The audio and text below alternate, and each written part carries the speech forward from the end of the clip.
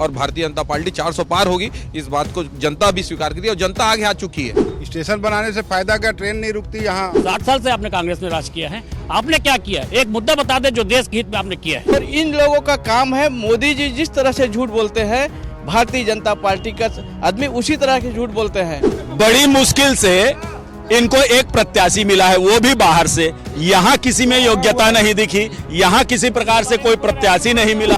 Bharatiya Janata party विगत 10 साल में कितने लोगों को रोजगार दी, क्यों नहीं आंकड़ा पेश करती? महंगाई का दर क्यों नहीं साबित करते, क्यों नहीं करती हो?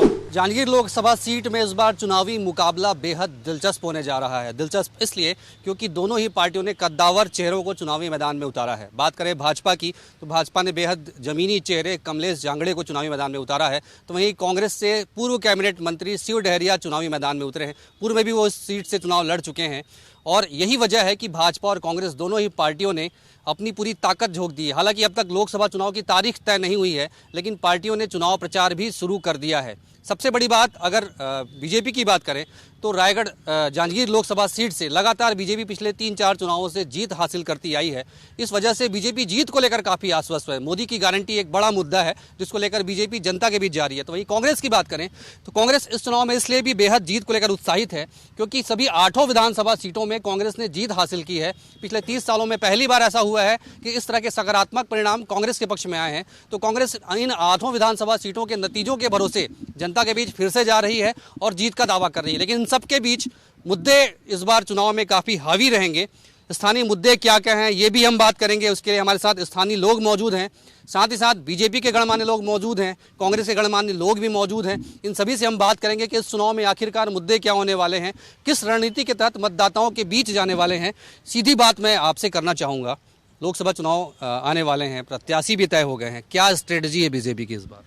भारतीय जनता पार्टी देश में 400 के लक्ष्य के साथ जमीन पर उतरी है और उस 400 के लक्ष्य को हम मोदी जी की गारंटी के साथ उतरने वाले हैं। और जो छत्तीसगढ़ में पिछले 5 सालों से काम बंद थे, चाहे जांजगीर में मेडिकल कॉलेज की बात हो, चाहे जांजगीर में मेन रोड सड़क की सुधार की बात हो, नाली निर्माण की बात हो, या जितने प्रकार के विकास कार्यों की बात हो, सब रुका हुआ था। और भाजपा सरकार आते के साथ 2 महीने में भी सब विकास कार्य चारों तरफ चालू हो चुके। इस गारंटी के साथ हम लोग जनता के बीच जाएंगे और भारतीय जनता पार्टी 400 पार होगी, इस बात को जनता भी स्वीकार करती है और जनता आगे आ चुकी है। जनता मोदी जी को 400 पार सीट के लिए तैयार हो चुकी है और कमर कस चुकी है जनता। और भारतीय जनता पार्टी की श्रीमती कमलेश जांगड़े भारी मतों से जीतेगी, क्योंकि शिव डहरिया जी पूर्व में भी 2 लाख वोटों से जांजगीर चांपा विधानसभा में हार चुके हैं। उसको भारतीय जनता पार्टी के कार्यकर्ता धूल चटा चुके हैं, शिव डहरिया जी को भी। और इस बार भी उनको 2 लाख से ज्यादा मतों से भारतीय जनता पार्टी के हमारे साथी हराएंगे और भारतीय जनता पार्टी की जीत एकदम सुनिश्चित है। बीजेपी तो जीत को लेकर उत्साहित नजर आ रही है। बिल्कुल एकदम उत्साहित है, उसके कार्यकर्ता भी उत्साहित हैं और हम लोग को विश्वास है क्योंकि नरेंद्र मोदी के नेतृत्व में जो देश में काम हुआ है, निश्चित रूप से इस देश के विकास को हम चरम सीमा पर लेके गए हैं और आने वाले समय में अखंड भारत और भारत को विश्व गुरु के लेके जाने के लिए हमारे नरेंद्र मोदी जी के नेतृत्व में यह देश आगे जाएगा। और निश्चित रूप से जो विकास हमने किया है 10 साल के अंदर में, हम पूछना चाहते हैं कांग्रेसियों से, 60 साल से आपने कांग्रेस में राज किया है, आपने क्या किया? एक मुद्दा बता दें जो देश के हित में आपने किया है। 8 विधानसभा में जिस तरह से नतीजे आए हैं, क्या बीजेपी के सामने बड़ी चुनौती नहीं है? निश्चित रूप से विधानसभा का चुनाव जो हुआ उसे बहुत सारी कांग्रेस के नेताओं के द्वारा जो कहा गया था, उससे कारण से कुछ लोग जो है हमारे यहाँ के जो जनता है, मतदाता है, भ्रमित हो गए। इस कारण से 8 विधानसभा कांग्रेस पक्ष में गई है, लेकिन लोकसभा में निश्चित रूप से आदरणीय नरेंद्र मोदी जी के नेतृत्व में जो काम कर रही है, अभी वर्तमान में जो हमारी राज्य सरकार विष्णुदेव साय की जो सरकार है उसके द्वारा जो काम लगातार किया जा रहा है, उसके कारण से आने वाला समय जो लोकसभा का चुनाव है उसमें निश्चित रूप से भारतीय जनता पार्टी की प्रत्याशी भारी बहुमत से जीतने वाली है। क्या लगता है इस बार प्रत्याशी का चेहरा महत्वपूर्ण होगा या मोदी का चेहरा महत्वपूर्ण होगा या मोदी की गारंटी महत्वपूर्ण होगा? मोदी जी की गारंटी में हमारे प्रदेश में और पूरे केंद्र में सरकार बन रही है और जो भी मोदी जी की गारंटी में किसानों को, महिलाओं, दीदी को जो भी वादा किया गया था वो आप प्राय देख रहे हैं सब पूर्ण हो गए हैं।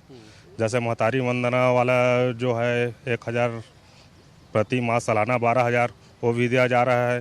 किसानों को 2 साल का बोनस दिया गया है और किसानों को अभी जो बकाया राशि है वो भी अभी मार्च 12 तक के वो भी दे देंगे, जिससे किसान और महिलाएं दीदी बहुत उत्सुक है। क्या कुछ माहौल लग रहा है आपको? देखिए, भारतीय जनता पार्टी हम जीत के लिए सुनिश्चित है। 400 पार हमारी सीट आएगी और हम जांजगीर चांपा लोकसभा से आदरणीय कमलेश जांगड़े जी उनकी जीत सुनिश्चित है। चलिए कुछ और लोग हैं, उनसे हम बात करेंगे। क्या कहेंगे इस बार जिस तरह से ये माहौल लग रहा है? मैं तो यह कहना चाहूँगा कि मैंने आपके चैनल में के माध्यम से कुछ लोगों की बातें सुनी, उसमें मैं 30 सेकंड में अपनी बात रखूँगा, उसके बाद आगे की बात करूँगा। कुछ बातें आई, बेरोजगारी, पलायन, रेलवे के संबंध में बात आई। उसके बारे में मेरा यह कहना है भारतीय जनता पार्टी की तरफ से कि देश के यशस्वी प्रधानमंत्री माननीय नरेंद्र भाई मोदी ने इस देश की बेरोजगारी को दूर करने के लिए स्टार्टअप योजना के माध्यम से और स्टैंडअप के माध्यम से अनेक योजनाएं प्रारंभ की हैं। निःशुल्क माना बिना ब्याज के ऋण दे देकर और अपनी गारंटी पर पढ़े लिखे लोगों को, हुनरमंद लोगों को, युवकों को उन्होंने काम देखने का प्रयास किया है।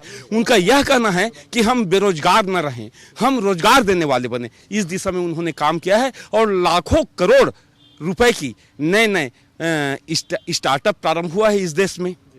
दूसरी बात, रेलवे स्टेशन के बारे में मैं बताना चाहूँगा कि चूंकि हमारे जिला मुख्यालय बहुत पहले से चांपा हो या नैला हो या कलतरा हो सकती हो, रेलवे लाइन से जुड़ा हुआ है।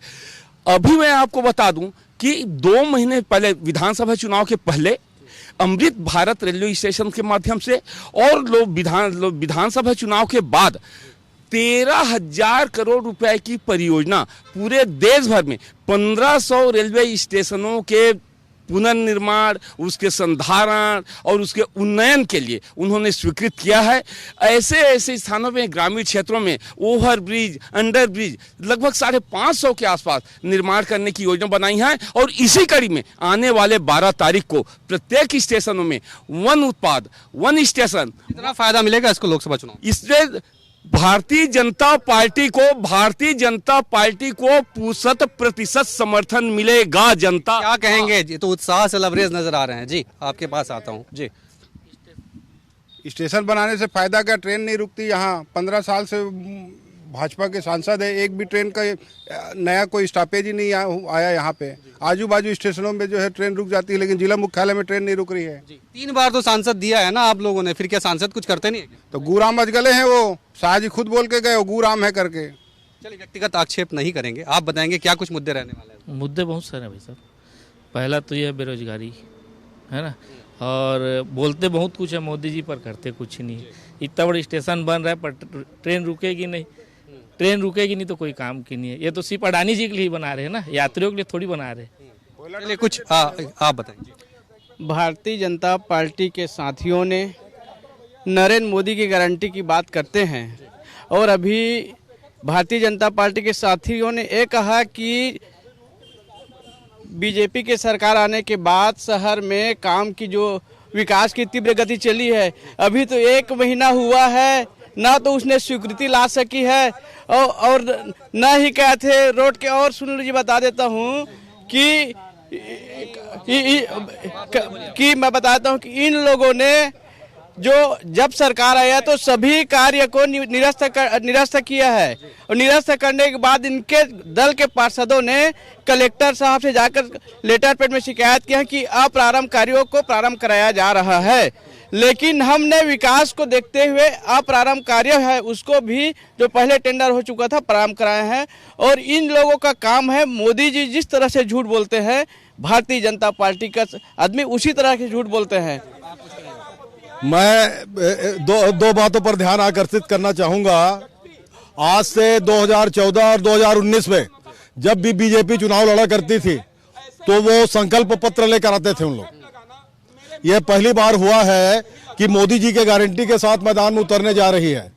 और हाँ सुनिए, और मैं आपको बता देता हूं, जो किसान के हित में, जो गरीब के हित में, बेरोजगारों के हित में जो भी निर्णय गारंटी जब कांग्रेस सरकार अलग अलग राज्यों में दिया करती थी तो यही भाजपा के नेता, यही प्रधानमंत्री और इनके बड़े बड़े मंत्री बोलते थे रेवड़ी बांटने का काम कर रहे हैं, बात बांट रहे हैं रेवड़ी। अब स्थिति ये आ गई है कि वही हमारे प्रधान सेवक और विश्व के गुरुजी ये बोल रहे हैं कि हम अब गारंटी दे रहे हैं आपको। इसका मतलब ये हो गया कि कहीं ना कहीं पिछले 10 वर्षों में जब से मोदी जी के नेतृत्व में केंद्र में सरकार बैठी है, जनहित के मुद्दों से वो हमेशा अपने आप को दूर रखी है। और इसीलिए अब मुद्दे की बात जो कांग्रेस पार्टी और जो माननीय राहुल गांधी जी के माध्यम से की जा रही है, उसी गारंटी को लेकर के अब मैदान में उतरने के लिए बाध्य हो गई। बीजेपी, ये बताइए बीजेपी संकल्प पत्र क्यों जारी नहीं कर रही है स्थानीय स्तर पर, और फ्री बीज को बोल रहे हैं कि रेवड़ी बांट रहे हैं? किसने बता दिया आपको कि भारतीय जनता पार्टी अपना वचन पत्र, संकल्प पत्र जारी नहीं कर रही है? अभी पूरे देश भर में विकसित भारत को लेकर के जनता क्या सोचे, चुप रहिएगा, विकसित भारत को लेकर के इस देश की जनता की क्या सोच है, वह विकसित भारत का जो लक्ष्य है उसको लेकर के हम सुझाव पेटी के माध्यम से हम जनता तक अति शीघ्र पहुंचने वाले हैं, अति शीघ्र, जिसमें इस देश का बुद्धिजीवी, इस देश का नौजवान, इस देश का किसान, इस देश की मेरी माताएं और मेरी बहनें और इस देश का गरीब, सबकी भागीदारी रहेगी। बड़ी मुश्किल से इनको एक प्रत्याशी मिला है, वो भी बाहर से। यहाँ किसी में योग्यता नहीं दिखी, यहाँ किसी प्रकार से कोई प्रत्याशी नहीं मिला। क्या यहाँ के लोगों में योग्यता नहीं है, बाहर से प्रत्याशी मंगाया जा रहा है? भारतीय जनता पार्टी, बीजेपी का आरोप, भारतीय जनता पार्टी को झूठ और भ्रम फैलाने की आदत है। माननीय शिव कुमार डहरिया जी इसके पूर्व इस लोकसभा क्षेत्र के बिलाईगढ़ और पलारी विधानसभा क्षेत्र का प्रतिनिधित्व कर चुके हैं और वो लगातार यहाँ के आम लोगों के संपर्क में है। और एक बात है, मैं पूछना चाहता हूँ भारतीय जनता पार्टी वालों से कि ये अभी बात कर रहे थे इनके अध्यक्ष जी बोल रहे थे कि रेल का विस्तार हो रहा है। पिछले 4 साल से यात्री गाड़ी चल नहीं रही है, लोग परेशान बेहाल होकर स्टेशनों से घर वापस जा रहे हैं, स्टॉपेज की बड़ी मांग चला रहे हैं। भारतीय जनता पार्टी विगत 10 साल में कितने लोगों को रोजगार दी, क्यों नहीं आंकड़ा पेश करती? महंगाई का दर क्यों नहीं साबित करती, क्यों नहीं करती हो? आप कुछ बोल रहे थे?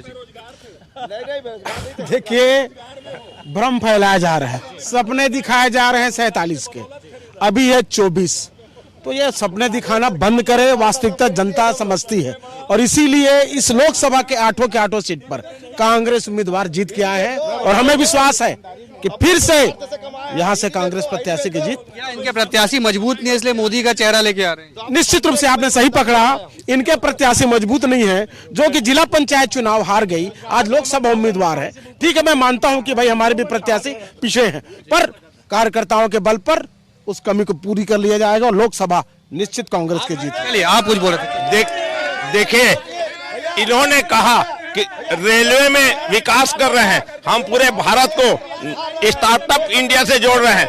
मैं यह कहना चाहूंगा कि अगर सच में अगर विकास किया रहता, आज रेलवे को देख लीजिए, पूरे मालगाड़ी अंबानी जी, अडानी जी के लिए पूरे मालगाड़ी चला रहे हैं और पूरे भारत की जनता और खासकर छत्तीसगढ़ की जनता रेलवे के मामले में इतना परेशान है कि आप उसको लोगों के जाके पूछ सकते हैं। इन मुद्दों को लेकर जनता की बीच जाएगी।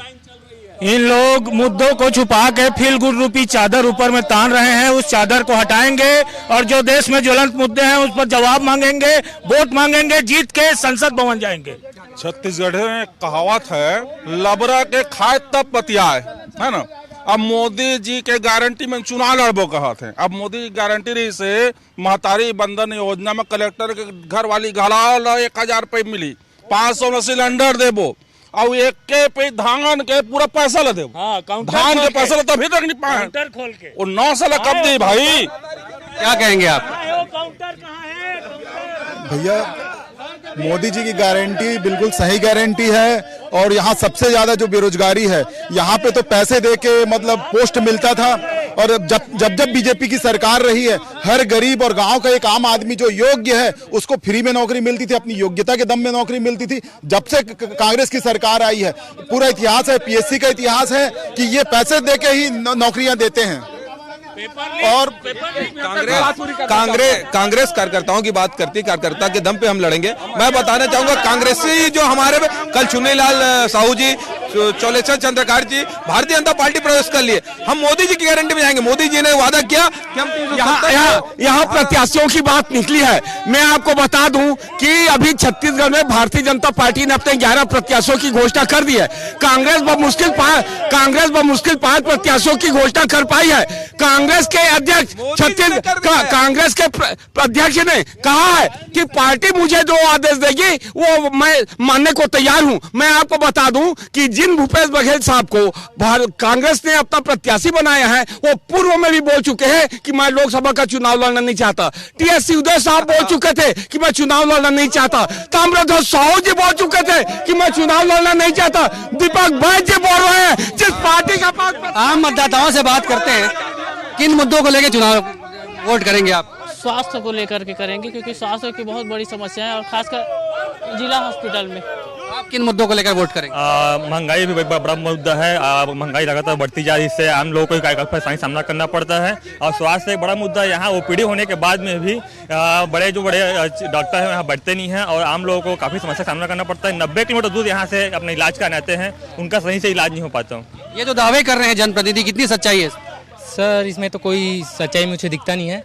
देखिए, मोदी जी ने शिक्षा में 18% जीएसटी लगाया है। दुनिया का कोई देश नहीं है जो 18% जीएसटी लगाए। तो मैं चाहता हूं मोदी जी से कि 18% कम कीजिए ताकि लोगों को फायदा हो।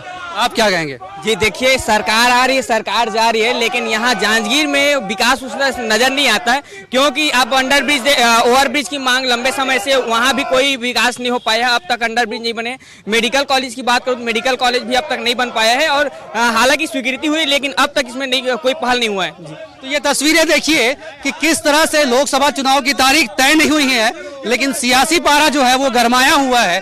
कांग्रेस की बात करें, भाजपा की बात करें, सारे उत्साहित हैं और मुद्दों की भी कमी नहीं है। मुद्दों को लेकर जनता ने चुनाव में मतदान करने का मूड बना लिया है। तो जाहिर तौर पर जांजगीर लोकसभा सीट में इस बार चुनाव बेहद दिलचस्प होने वाला है। कैमरामैन जितेंद्र सोनी के साथ अविनाश पाठक, IB/24 जांजगीर।